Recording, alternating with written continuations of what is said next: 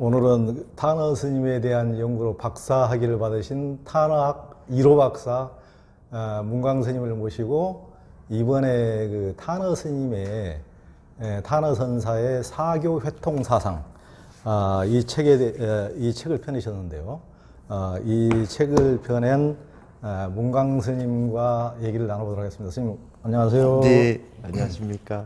예. 제가 타너 선사의 사교 회통 사상을 읽어봤는데요. 아까워서 조금씩 읽습니다. 유불선하고 기독교까지 무불 통지의 방남 강기의 예지력을 보이신 타너 스님의 책이 주는 의미 가운데 저는 이게 이제 공부라는 게 우리 문광 스님처럼 이제 공부를 많이 워낙 수십 년 동안 하다 보면 어느 정도 이제 가닥이 잡히지만은 그렇게 이제 학교를 다녀도 뭐 인문학을 깊게 공부하기도 어렵고 또 사회에 나오면은 또 먹고 사니즘에 바빠가지고 체계적으로 공부하기가 어렵기 때문에 과연 뭘 공부해서 그러니까 이렇게 도서관에 가면은 뭐 수십만 권의 장서가 있는데 어떻게 가닥을 잡아서 뭘 공부를 해야 될지를 모르는 게 제일 큰 문제인 거예요. 네. 저는 이 책의 의미가 타너 스님의 의미가 그게 가닥을 잡아줬다는 데 의미가 있다고 봐요. 그러니까 네. 타너 스님이 주신 것은 타너 스님 같이 탁월한 어떤 인물이 주는 의미는 미리 어느 정도의 동향을 딱 정리를 해서 우리에게 나침반을 해주셨다. 공부는 이렇게 하는 것이 동향은 이렇게 하는 것이고 이렇게 가야 된다. 그런 의미로서 저는 굉장히 타너 스님이 주는 의미가 크다고 보시거든요. 네. 타너학 1호 박사님이 문광 스님은 그 타너 스님의 의미를 어떻게 보십니까?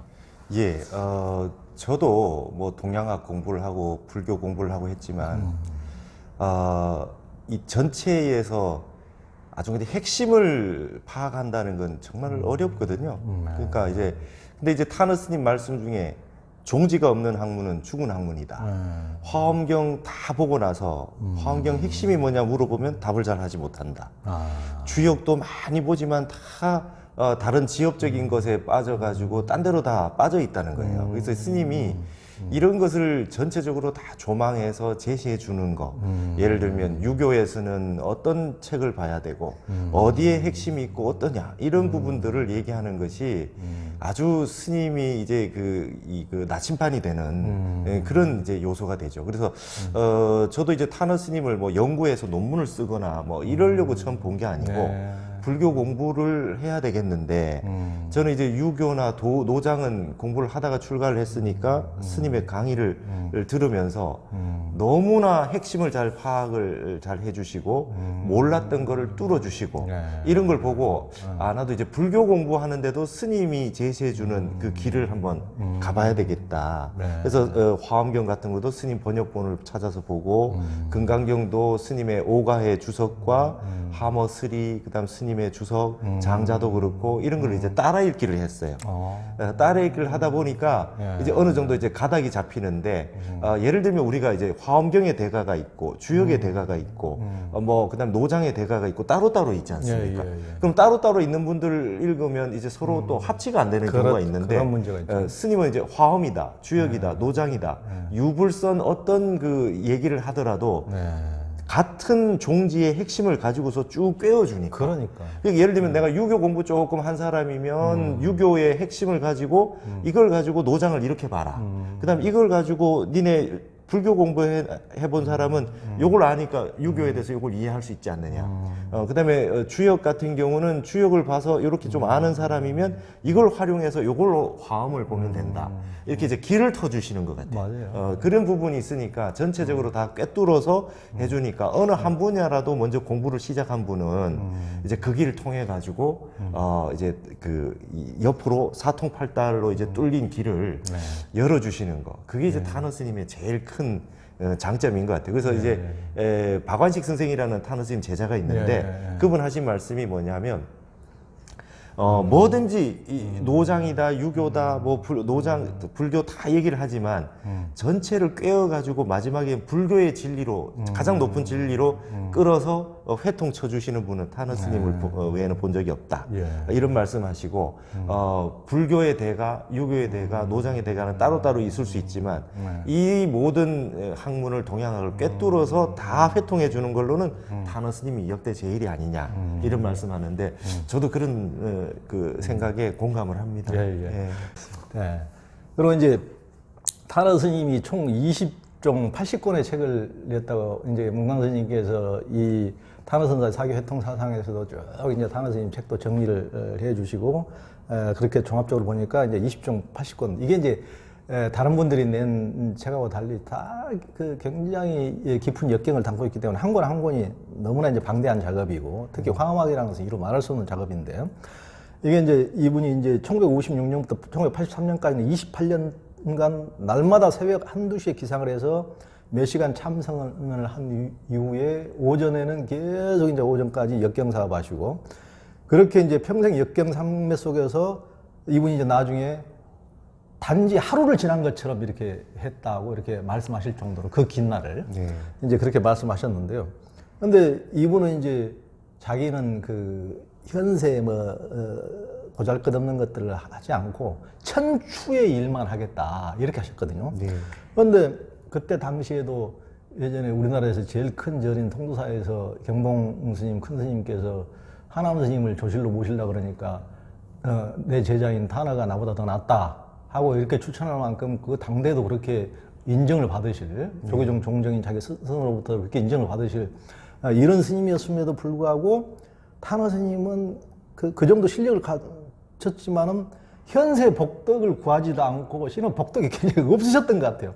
굉장히 불우하게 사셨고 그때 말씀 들어보면 오대산, 월정산, 상원사에서 그 대중들이 끼니있기가 어렵게 사셨다고 그래요. 그러니까 지금 생각하면 우리가 참 이해가 안 가는데 이렇게 큰 스님이고 그렇게 학덕이 있으신 분이 어떻게 그런 삶을 살 수가 있느냐. 지금 생각해보면 그럴 것 같지만 실제 평생 그렇게 사시고 자기가 워낙 복이 없어가지고 생일날은 굶으셨다고 하루 종일 굶으셨다고 하지 않습니까? 그러니까 다른 분이 생각하기에는 그렇게 예언도 많이 하시고 이렇게 하신 분이 어째 본인은 그렇게 생일날도 굶고 지내시고 그렇게 박복하게 그렇게 사셨단 말인가 이렇게 이렇게 생각할 수 있고 그런데 왜 이분은 현세의 복을 구하지 않고 천추의 일만 하셨을까요? 스님 어떻게 보셨습니까? 스님이 그러셨어요. 이제 이 하룻밤 잠을 푹 자고 난 기분이다. 화엄경 다 번역하시고 그랬는데 스님이 그러니까 진짜 선서였던 거죠. 새벽에 일어나셔가지고 참선을 쫙 해서 선정 상태를 딱 유지하고 그러고 난 다음에 오전 내는 아무것도 하지 않고 오직 번역을 하셨다 그래요. 그러니까 그게 일행삼매라는 말. 일행삼매로 쭉 삼매의 상태로 쭉 하시고 그러고 나서 오후에 되면은 또 누가 와서 물어보더라도 다 만나 주셨다. 그러니까 그만큼 또 여유도 있으셨고요. 그리고 또 스님 이런 말씀도 많이 하셨어요. 그러니까 내가 전생에 공부만 많이 했나 보다. 복을 많이 짓지 않고 공부만 많이 했는가. 화엄경을 이걸 다 번역해 놓고 났는데도 어떻게 이거를 국가에서도 책을 내주지 않고 조계종에서도 책을 내주지 않고 답답하셨던 거죠. 근데 실제로는 그때는 우리나라 전체가 그렇게 부유하지도 않았고 사는 거에 바빠서 책을 내고 뭐 교육이나 문화나 이런 부분은 지금보다는 못했을 겁니다. 그러시면서 스님이 참 이제 안타까운 게 하나 뭐냐면 또 그런 게 있어요. 내가 이제 육아 선비 출신이라 가지고 다른 스님들처럼 이거 불사 좀 하시오 이렇게 해서 권선하거나 이 화주 받는 거 이게 익숙하지 않았다. 그래서 좀 기다리고 누가 좀 해주지 않으나 이렇게 이제 적극적으로 막 이렇게 권선을 많이 못 하셨던 것 같아요. 그래서 스님 제일 유명한 일화가 그겁니다. 원각경에 가면 유통분에 이 경을 읽고 나면 어떤 것이 좋아진다 하는 유통분에 있는 내용이 있잖아요. 거기에 이 원각경을 읽으면 재보가 풍족해서 재물이 항상 풍족해서 상불핍소다 항상 적어지지 않는다라고 하는 원각경의 유통분이 있어요. 그거를 보시고 5만 독 이상 하셨대요.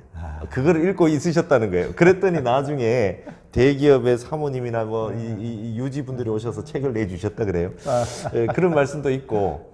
근데 스님은 이제 내가 이제 이 생에 복을 많이 못 지었나 보다. 내가 이렇게 불사를 해보니 공부도 많이 해야 되겠지만 복덕도 많이 갖춰야 되겠다 해서 내 생일날은 나는 굶겠다 이렇게 하셨다는 거죠. 근데 이제 스님께서는 그걸 아셨던 것 같아요. 아셨던 것 같고 그 다음에 내가 이제 명전천추하는 일만 하겠다. 내가 당대 일은 하지 않는다.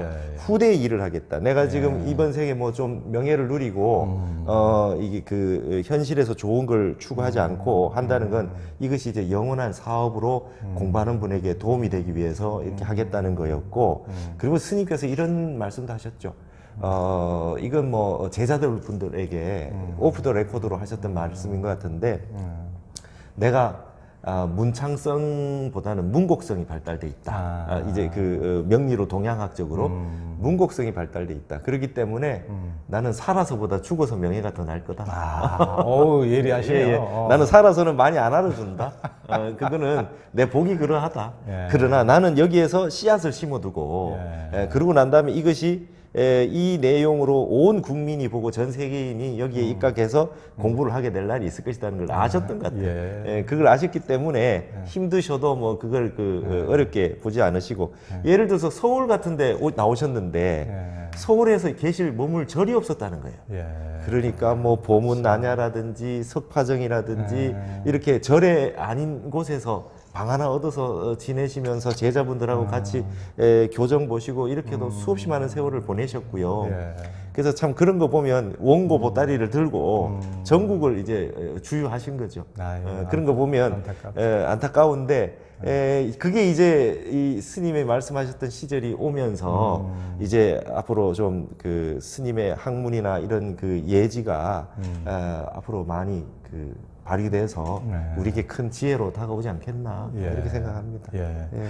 그러니까 사람이 살아가는데 요즘은 이제 많은 사람들이 실은 이제 쾌락을 많이 추구하지만은 이게 뭐 선은 말할 것도 없고 이제 동양학의 깊은 진리를 추구하다 보면은 뭐 독서 삼매경 이상의 참 맛을 이렇게 즐기고 그런 맛이 없으면은 어떻게 그런 기나긴 날을 그렇게 책 속에서 이렇게 살 수가 있었겠느냐는 생각이 드는데 큰 스님들은 그러니까 타너 스님은 말할 것도 없고 예전에 이제 비구니 스님 같으신 분들도 다 그 법비 스님이나 그분의 제자들 뭐 상용 스님이나 이런 분들 다 얘기를 들어보면은 이렇게 타너 스님처럼 삼경에 그렇게 일찍 주무시고 삼경에 일어나 가지고 그분들은 남이 할 일을 해 뜨기 전에 거의 맞춰버리는 거예요.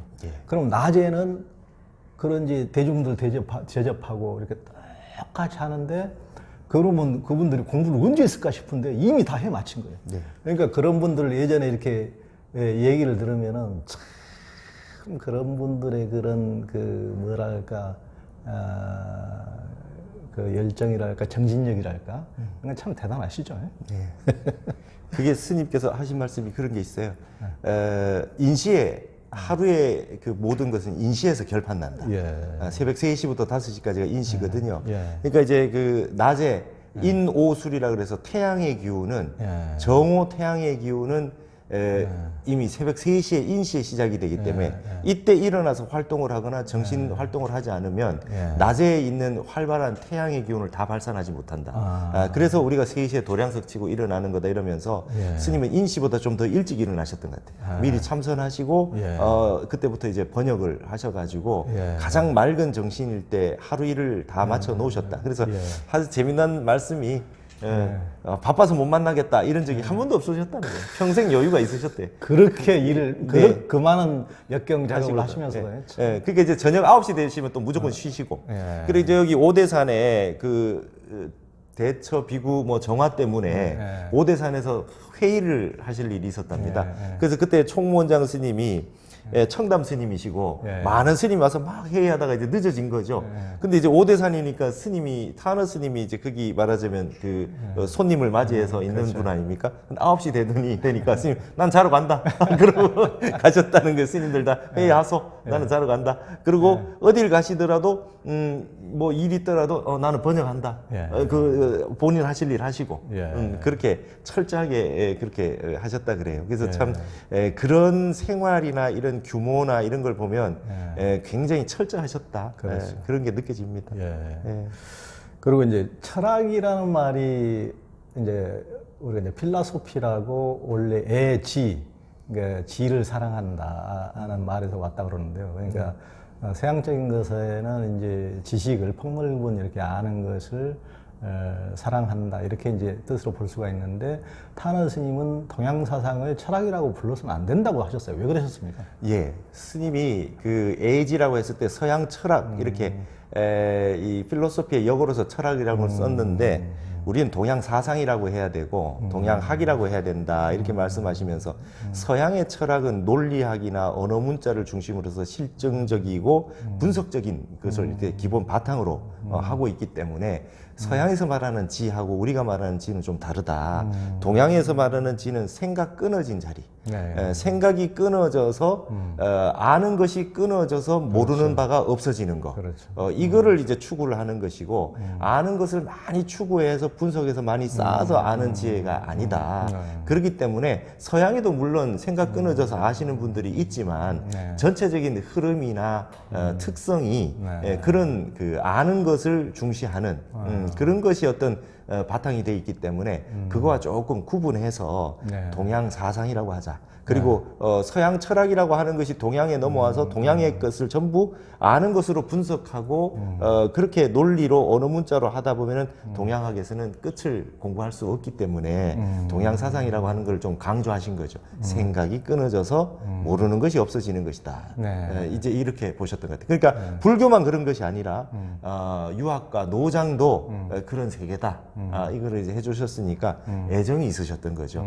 다른 불교 하시는 분은 불교가 최고다. 이거는 그 아직 수준이 떨어진다 이러시는데 스님 그렇지 않으시고 불교나 노장이나 기독교나 이런 거에 대해서 다 애정이 있으셨던 것 같아요. 네. 그러니까 더 잘 그 설명을 해주시고 거기도 훌륭한 부분들이 있다. 네. 우리도 옆집에 타가의 보물도 소중해야 된다. 네. 이런 말씀 많이 하셨습니다. 네. 그러니까 다 얘기가 이제 통하는 것 같아요. 그러니까 안다는 것은 자기가 그 아는 세계에 또 갇혀버리니까 네. 그 밖에 또 무궁무진한 또 세계가 있는데 그걸 딱 가둬놓고 자기는 또 그 안에 갇혀버리니까 알매 감옥 속에 있으니까 해탈을 하지 못하고 열린 것을 보지 못하고 그러니까 아는 것이 완전히 끊어져야 제대로 이제 알게 된다는 네. 참 그런 말씀이 아닌가 싶습니다. 그리고 이제 타너 스님은 근래에 우리나라에서 최고의 이인으로 이제 정역을 내신 김일부 선생님하고 정상교의 이제 강정산 두 분을 꼽았어요.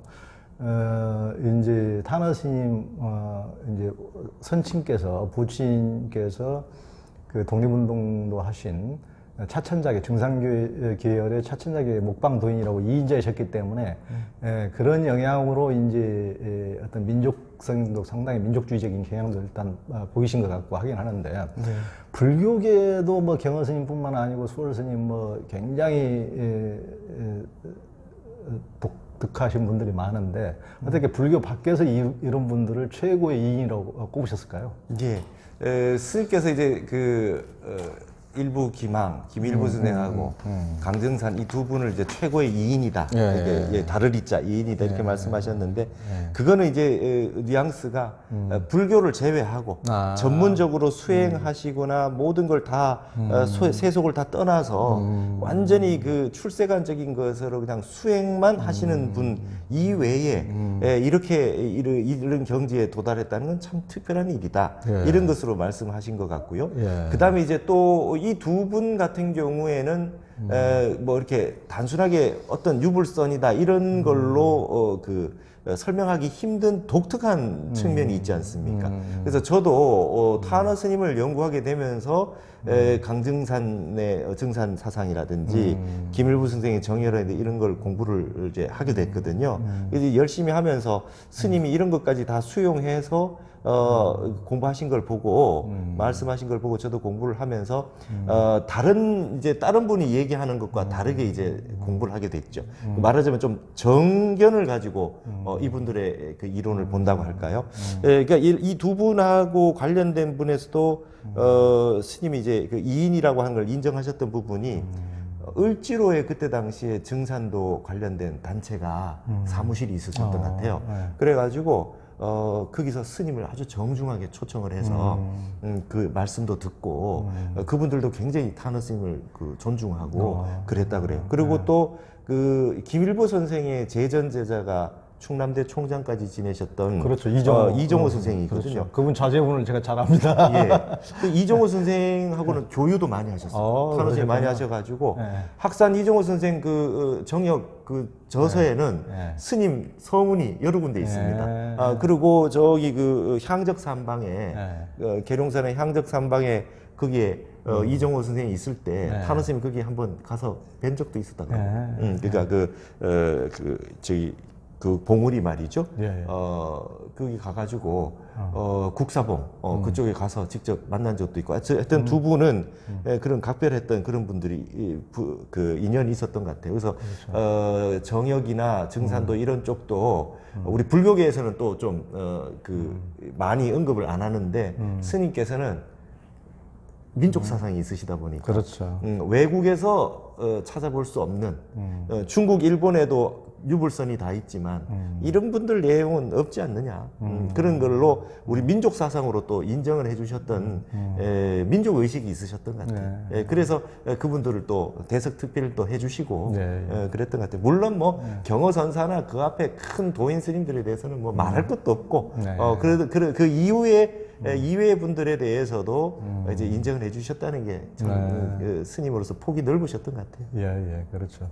그때 그 유승국 교수님 성균관대 이제 당대 최고 유학자였는데 그런 분 같은 경우도 이종호 선생님하고 천안매부지간이셨거든요. 네. 아마 유승국 교수님하고도 탄원 스님하고 상당히 교류가 있었을 겁니다. 그때. 유승국 선생도 정역, 주역 이런 거 저 책을 많이 쓰셨고 그때 당시에 스님 책을 안 보신 분들이 그 학자분들도 드물었다 그래요. 주역에 그렇죠. 관해서 틀림없이 다들 있으셨던 것 같고 기독교 공부하셨던 분들도 많이 스님 책을 보셨습니다. 그렇죠. 탄원 스님은 유불선과 기독교가 다 이제 하나로 이제 통한다고 이제 하셨고, 그 하머 스님의 현종론을 빌어서 천하무의도라는 이제 말, 천하에 두 도가 없다. 이제 그 말씀을 많이 쓰셨는데, 이제 현대에는 탄원 스님이 계시다면 통일신라 시대 때는 그 유불선을 다 회통하신 분이 이제 최치원 아닙니까? 고은 최치원 선생님이신데, 그분은 이제 유학자이면서도 그 선도에서도 굉장히 깊게 또 지금 잘 남아있지 않은데 그런 독특한 책들도 이제 쓰셨더라고요.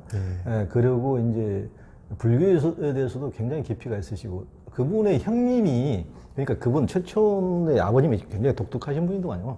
그러니까 형제를 다 당나라 유학을 보냈는데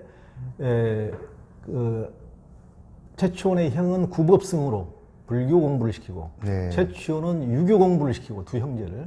그래서 이제 그 형님이 해인사에 돌아와서 이제 화엄하게 대가가 됐기 때문에 이분이 이제 저도 이제 그걸 보니까 자료를 보니까 이제 최춘 선생이 이제 전설에 따르면 이제 뭐 해인사 가야산에서 그 우화 등천했다, 승천했다 이제 그런 전설이 남아 있는데 살다가 이제 그렇게 산 게 그 형 의연 스님하고의 그런 인연 때문에 해인사에 그렇게 오랫동안 살고 그랬던 것이 아닌가. 그리고 이분이 이제 그 유불선 3교를 이렇게 써놓은 것도 굉장히 객관적으로 많이 이제 서술을 해놨어요. 근데 또 은근히 또 그 유학자임에도 불구하고 진갑국사 거기 쌍계사 진갑국사 비문 같은 거 보면은 공자는 그 실마리를 얻었고 석가는 극치를 다했다. 그러니까 굉장히 그 오히려 부처님을 높게 최고로 평하는 이런 평도 이제 해주셨단 말이에요. 그러면서 이제 참 어떻게 보면은 이제 탄허 스님이 그 최초의 후신처럼 유불선을 다시 회통시킨 이제 기독교까지도 합쳐가지고. 그런데 이제 탄허 스님 같은 경우는 이제 어느 정도 공부를 하면은 그 종교 사상에 대해서 어느 정도 이제 경지에 오를 수가 있다고 또 말씀하셨지 않습니까? 어떻습니까? 그게 공발기단 석궁기치 이 말이거든요. 공자는 그 단서를 발했고 석가는 그 궁극에 도달했다. 최치원 선생이 이 말 때문에 우리가 이제 그 성균관에 그 문묘 배양을 하는 때 우리 아국 18년이라 그래서 우리나라에는 18분의 선비가 쭉 이렇게 모셔져 있거든요. 대성전에. 근데 제일 첫 번째가 설총이고 두 번째가 최치원 선생이에요. 우리나라 유학자들의 어떤 계보적으로. 이 말씀 때문에 성균관에서 이 대성전에서 빼야 된다. 유학자들이 그런 얘기까지 했다 그래요. 근데 이제 최치원 선생 같은 경우는 유학에서는 뭐 말할 것도 없고요. 노장에서도 한국 도교의 비조라 그래요. 그렇죠, 그렇죠. 한국 도교. 근데 이제 불교는 말이죠.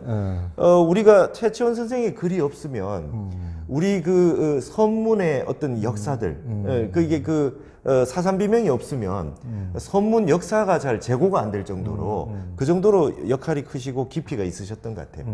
그러니까 이런 걸 보면은 굉장히 이제 그 뛰어나셨던 분이다. 그리고 이제 그게 제일 중요한 게 포함 삼교다. 삼교 유불선을 포함한다라고 하는 말이 아주 그냥 풍류 난낭비 서문에 딱 제시가 되어 있잖아요. 그래서 이분도 완전히 회통하셨던 분이고 어느 한 군데만 저기 한 분은 아니었던 것 같고요. 근데 불교가 가장 깊다라고 하는 것은 이분이 아주 솔직한 말씀이셨던 것 같아요.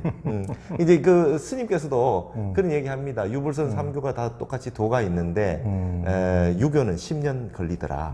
그다음에 노장은 이제 도에 대한 얘기가 많기 때문에 20년 걸린다. 그다음에 이제 불교는 근기가 수승하면 30년, 근기가 떨어지면 300년 해야 된다.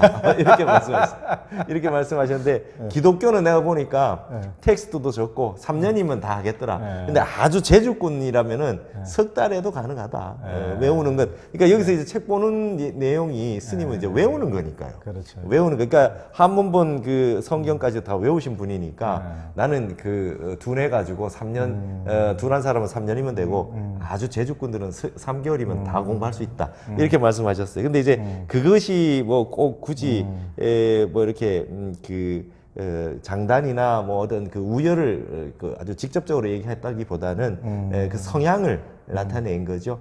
불교는 도 공부하는 게 그냥 전체 내용이 도 공부하는 내용밖에 없고 유학이나 기독교는 세상 얘기가 8알이나 된다. 사람 사는 얘기가 많기 때문에 그 공부하는 데는 시간이 조금 적게 걸린다. 이런 말씀하셨던 것 같아요. 그리고 이제 타나 선생님은 종교교육도 굉장히 강조를 하셨어요.